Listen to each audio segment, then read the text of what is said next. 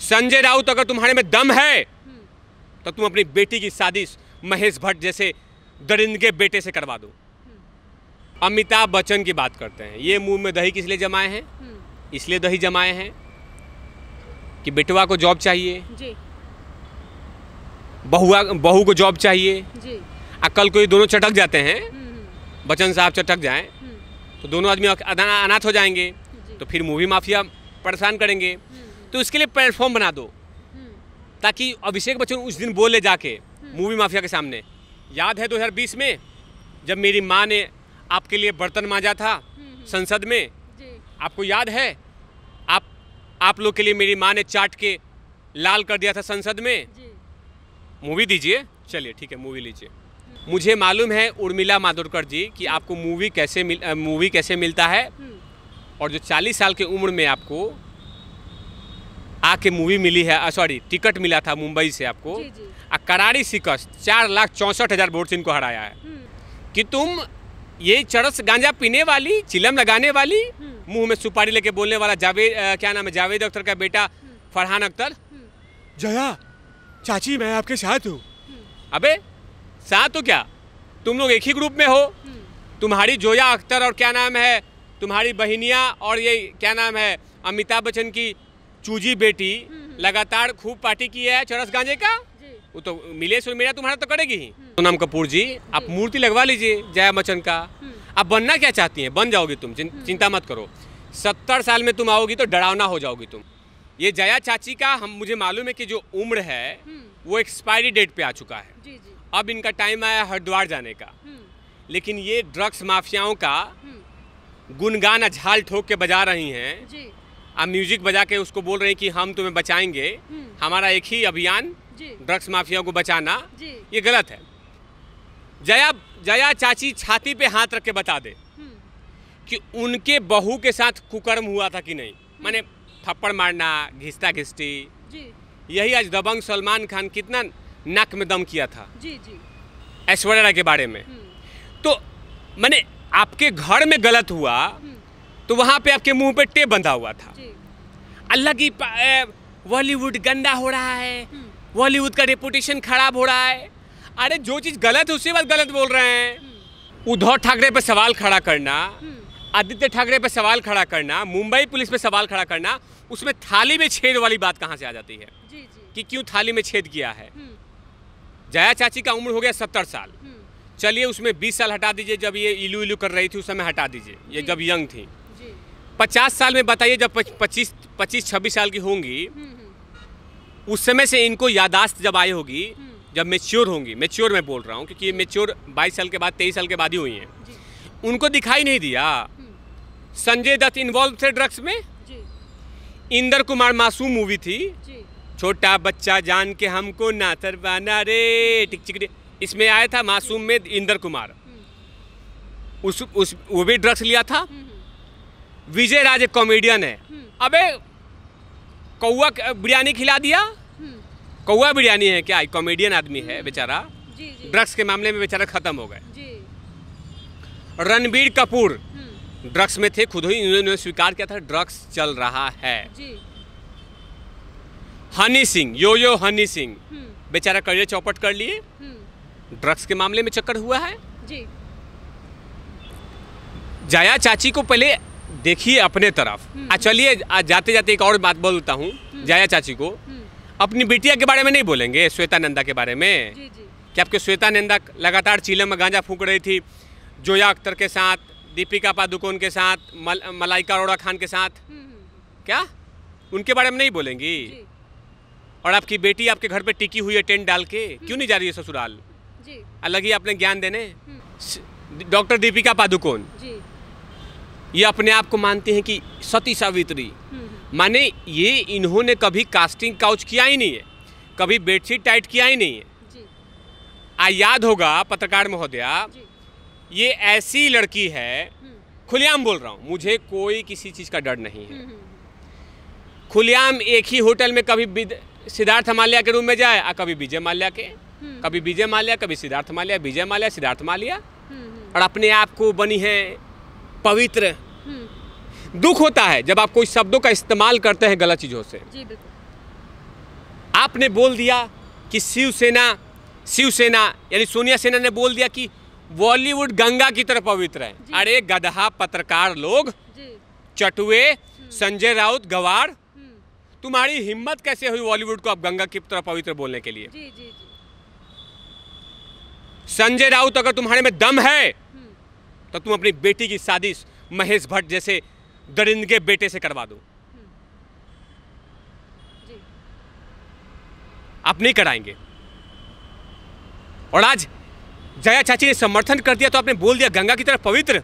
अरे गंगा तो निर्मल है, चुपचाप रहती है, बहती रहती है, अपना सबको प्यास बुझा रही हैं, लाखों करोड़ों लोगों की जन सेवा कर रही हैं। ये क्या सेवा कर रहे हैं? रात में ड्रग्स, चरस, गांजा, आतंकवादियों के साथ गले मिलना, ये पाखंड कर रहे हो आप लोग। जया चाची को समझना नहीं है। आई लगी प्रवचन बांटने, जिस थाली में खाया उस थाली में छेद नहीं करे। आपने छेद नहीं किया है, आपने अमर सिंह को धोखा नहीं दिया है, आपके पति राजीव गांधी जी को धोखा नहीं दिया है। लगे ज्ञान देने। दम है तो अमिताभ बच्चन और जया चाची दोनों प्रेस कॉन्फ्रेंस करें। आप बोले कि सलमान खान जैसा भेड़िया आदमी है जो मेरी बहू को भी नोचा, कितने लोगों को नोचा, बोल सकती हैं ये। लेकिन वो नहीं, पत्रकार महोदया नहीं बोल सकती हैं ये। डर लगता है ना। देखिए पत्रकार महोदया, जो लोग बॉलीवुड में जया बच्चन के साथ खड़े हैं उनका स्टोरी बताता हूं मैं। सोनम कपूर, अगरबत्ती कपूर क्यों खड़ी हैं? वो जानती हैं कि कल को पति छोड़ दे तो सीधा में मूवी में काम मिल जाएगा, नाचने उचने गाने के लिए जो भी मिल जाएगा। अनिल कपूर भी हैं, उनका दुकान बंद हो जाएगा। अब आते हैं जावेद अख्तर, मुंह से हवा निकालने वाले। इनमें क्या खासियत है? इनमें खासियत है कि इनकी बिटिया भी मूवी में काम करती है, जोया अख्तर। बेटवा मुंह में सुपारी लेके बोलता है हाय डैड, वो भी उसका मूवी में काम चलता है। उसके बाद जावेद अख्तर का, इनकी माँ शबाना आजमी, इनका काम चल रहा है, दुकान चल रहा है। अब आते हैं करण जौहर, क्यों सपोर्ट कर रहा है? करण जौहर इसलिए सपोर्ट कर रहा है कि इनका इसे ठेकेदार है कि किसी का भी बच्चा होगा उसका प्रमोशन करने का काम मेरा है। अब अनुष्का घ्या करने वाली है, जल्दी से उनका ठेका ले रखा है, इसने कॉन्ट्रैक्ट ले लिया है कि अनुष्का अगर तुम्हारा बेटा हुआ मैं प्रमोट करूंगा, बेटी हुई मैं प्रमोट करूंगा। Okay, you understand? Okay, thank you. ये करण जौहर का काम है। बोनी कपूर कुछ बोल नहीं सकते हैं क्योंकि एक बेटी मूवी फ्लॉप दे ही रही है और दूसरी बेटी मूवी में आने वाली है। अमिताभ बच्चन की बात करते हैं। ये मुंह में दही किस लिए जमाए हैं?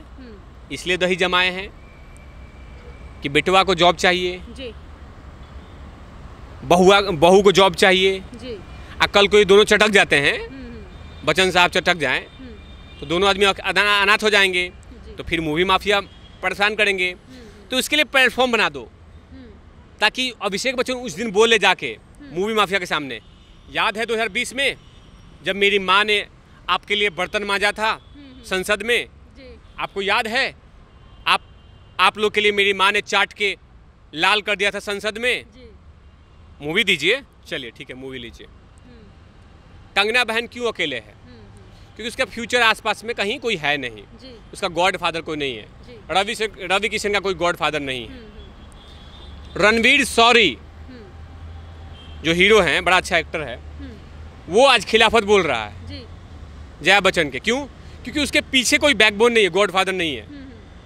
जिसके गॉड फादर नहीं है वो बोलेगा, वो दर्द जानता है मैडम। आंसू की कीमत तब पता चलता है जब आंखों से निकलता है। जिसको आज क्या उन्होंने क्या बोला है रणवीर शौरी ने? रणवीर शौरी ने यही कहा है कि इनका बस चले तो सारे जितने भी डायरेक्टर हैं उनके बेटी बहन फूफा फुआ दादा दादी उन्हीं को जॉब मिले। सोचिए कितनी गंदगी काम चल रहा है वहाँ पे, लेकिन जया बच्चन को दिखाई नहीं देगा।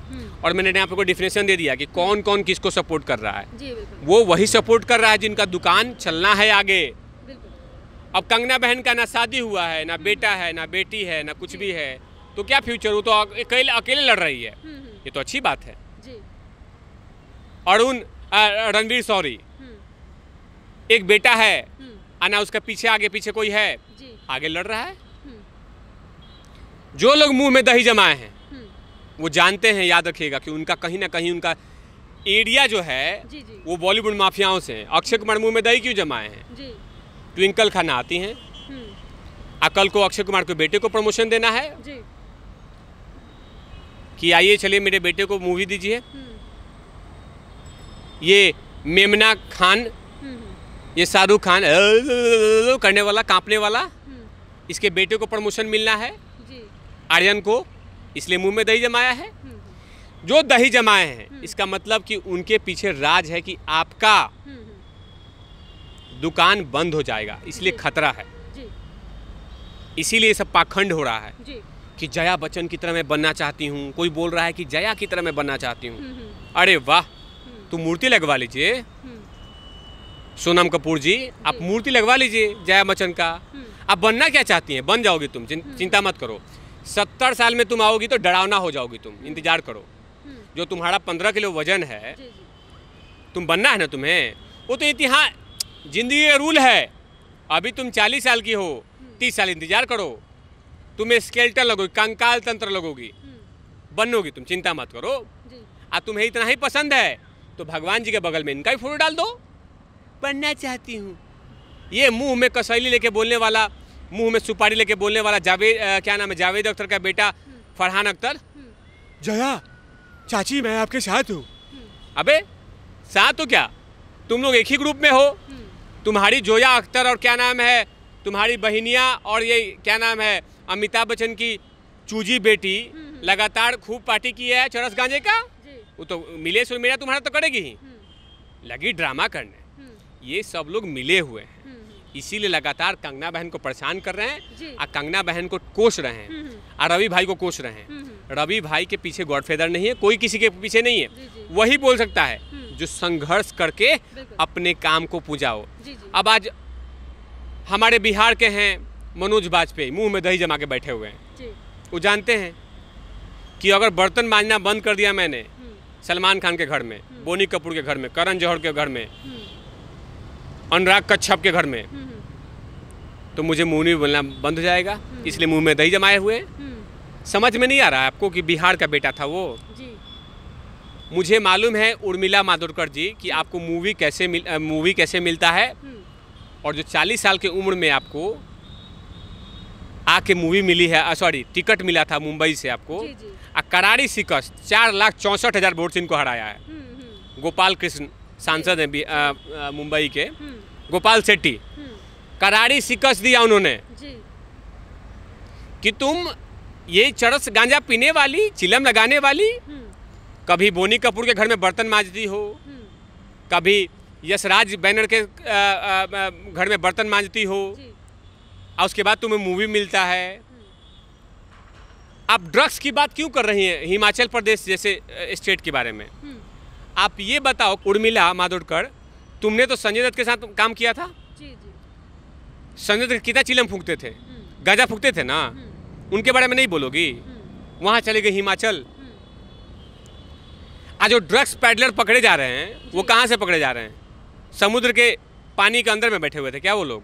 तो मुंबई में बैठे हुए हैं ना, गोवा में बैठे हुए हैं। अगर दम है उर्मिला मातोंडकर को तो आके बोल दीजिए कि हम लोग हॉर्लिक्स पीते हैं। और सब लोग जैसे ये जावेद अख्तर का बेटा फरहान अख्तर, जोया अख्तर, ये टंकी बेचने वाली करीना कपूर, ये लगातार जैसे कैंपेन करते हैं मोदी जी के खिलाफ, दम है तो सब लोग जांच करा के दिखा दो कि हम ड्रग्स नहीं लेते। दम है तो, और ऐसा जांच करवाओ ताकि लोग तुमको पूछना शुरू कर दे। लेकिन तुम जांच नहीं कराओगी कि तुम लोग लगातार चीलम गांजा फूंक रही हो और लगी अपने आप को पवित्र बोलने कि ये नहीं हो रहा है, वो नहीं हो रहा है। तुम्हारा फ्यूचर भी मुझे मालूम है कि अभी हो सकता है तुम्हें माँ का रोल मिल जाए, या हो सकता है कि बहुत सारा वेब सीरीज बन रहा है उसमें काम मिल जाए। आजकल वेब सीरीज जो आ रहा है ये आप ही लोग के लिए है। कभी तब्बू आ जाती हैं, कभी आप आ जाएंगी, और ऐसे ही आप काम चलाएंगी। लेकिन पहले तो मुझे शक है कि आपने पढ़ाई किया है कि नहीं किया है। बताइए, रॉलेट एक जैसा काला कानून को बराबरी कर दिया सीए से गवार इस हीरोइन ने। और उसको बोला जा रहा है ड्रग्स का अगर गलत नहीं है कुछ भी, तो जो लिस्ट में बार बार बता रहा हूँ, वो लिस्ट में हनी सिंह कैसे चले गए? हॉर्लिक्स पी के खराब हो गए या बॉर्नविटा खा के? कितनी सारी मॉडलें हैं इस देश में जो सुसाइड कर लिया, ख़त्म कर लिया अपने आप को, किसी को पता नहीं है। सूरज पंचोली जैसा लड़का जिया खान को नोच दिया खुलेआम, किसी को मुंह नहीं खोला। इससे बड़ा दुर्भाग्य की बात क्या होगी? लेकिन अभी आके लगी कानून बांटने। आपकी कानून की जरूरत नहीं है। कंगना बहन और हिमाचल प्रदेश दोनों सुरक्षित है और दोनों बेहतरीन है। कंगना बहन अगर मर जाती तो तुम लोग आके उसी को बोलते कि हाँ हाँ ठीक है, ज़्यादा ले पीती थी, अब बच गई है, अब सब कुछ पोल खोल रही है, तो लगे हैं तुम लोग तांडव करने। जनता जान गई है पत्रकार महोदया। जी, उर्मिला तो ये भी कह रही हैं, जैसे आपने पार्टी के टिकट की बात यहाँ पर की है, उर्मिला तो ये भी कह रही है कि कंगना ये सब जो ड्रामा कर रही हैं ये बीजेपी में शामिल होने के लिए कर रही है, टिकट पाने के लिए कर रही हैं।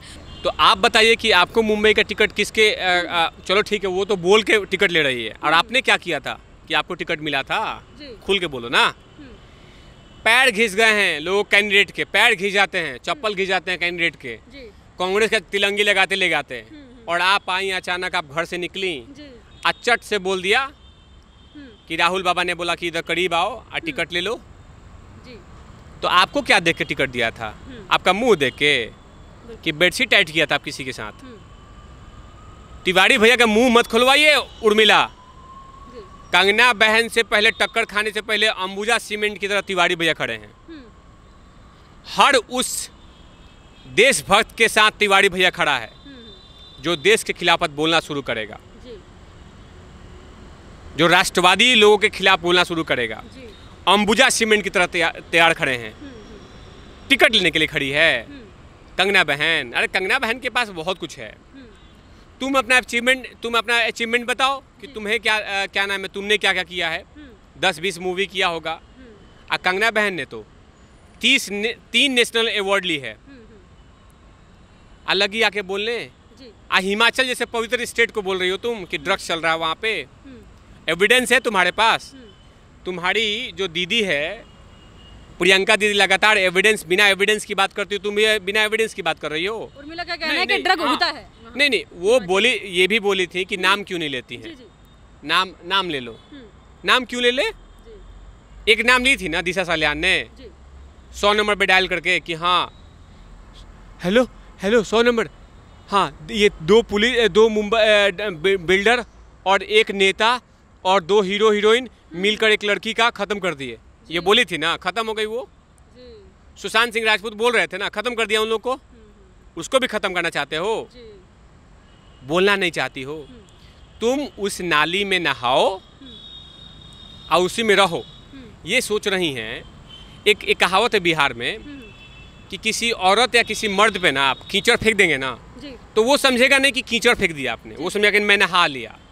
तो वही है उर्मिला मातोंडकर।